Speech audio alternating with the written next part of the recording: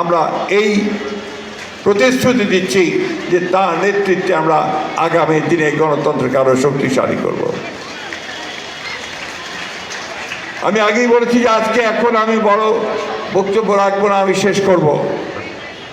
আজকে আমাদের যে সমস্ত নেতাকর্মীরা দীর্ঘ কয়েকদিন পরিশ্রম করেছেন, অক্লান্ত পরিশ্রম করেছেন, তাদের প্রতি আমি আমার শ্রদ্ধা জানাচ্ছি।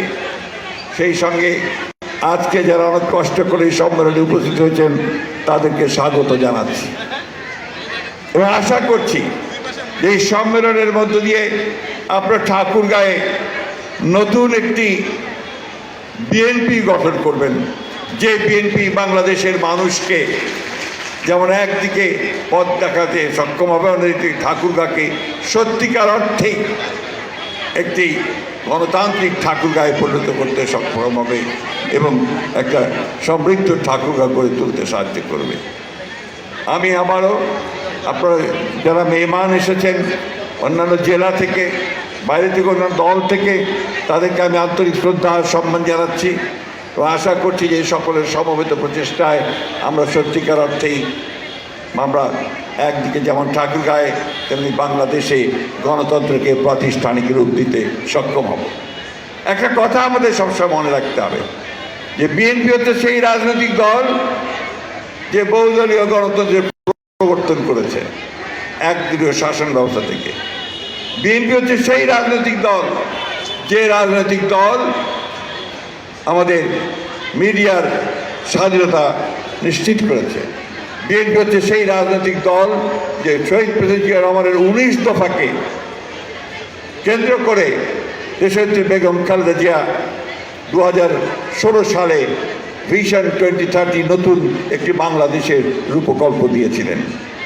বিএনপি হচ্ছে সেই রাজনৈতিক দল যে ফ্যাসিস্ট শাসনে যখন বাংলাদেশ তছনছ হয়ে গেছে, ভেঙে গেছে, প্রতিটি প্রতিষ্ঠান ভেঙে গেছে, সেটাকে আবার নতুন করে গড়ে তোলবার জন্যে, বাংলাদেশের রাজনৈতিক কাঠামোকে নতুন করে গড়ে তোলার জন্যে, বাংলাদেশের অর্থনীতিকে নতুন করে গড়ে তোলবার জন্যে 31 দফা কর্মসূচি প্রণয়ন করেছে।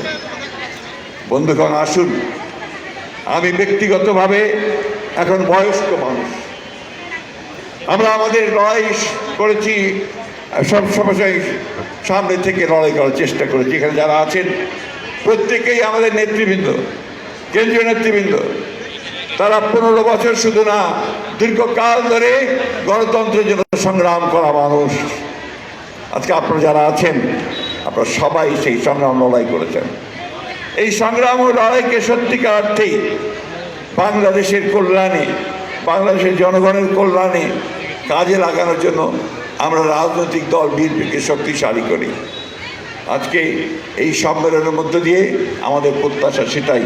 এই কথা বলে আবারও ঠাকুরগাঁয়ের বিএনপির নেতৃবৃন্দকে, আমাদের কর্মী ভাইদেরকে, কাউন্সিলরদেরকে, এমপিদেরকে সবাইকে শুভেচ্ছা জানিয়ে আজকের এই কাউন্সিলের শুভ উদ্বোধন ঘোষণা করছি। একটি কথা শুধু বলে দিতে চাই, আপনারা নিশ্চয়ই সবাই জানেন যে আজকে আমাদের এই কাউন্সিলে আমাদের ভারপ্রাপ্ত চেয়ারম্যান, তরুণ প্রজন্মের নতুন গণতান্ত্রিক নেতা, যিনি আমাদের দিক নির্দেশনা দিয়েছেন, জনাব তারেক রহমান সাহেব বিকেল 3:30টায় আমাদের মাঝে এসে উপস্থিত হবেন এবং আমাদের মাঝে বক্তব্য রাখবেন। এই কথাটা এই জন্য বলে রাখলাম যে আপনারা অনেক দূর দূরান্ত থেকে এসেছেন, কেউ যেন চলে না যান, ওনার বক্তব্য শুনে তারপরে যাবেন। সকলকে আবারও শুভেচ্ছা জানিয়ে এই কাউন্সিল উদ্বোধন ঘোষণা করছি।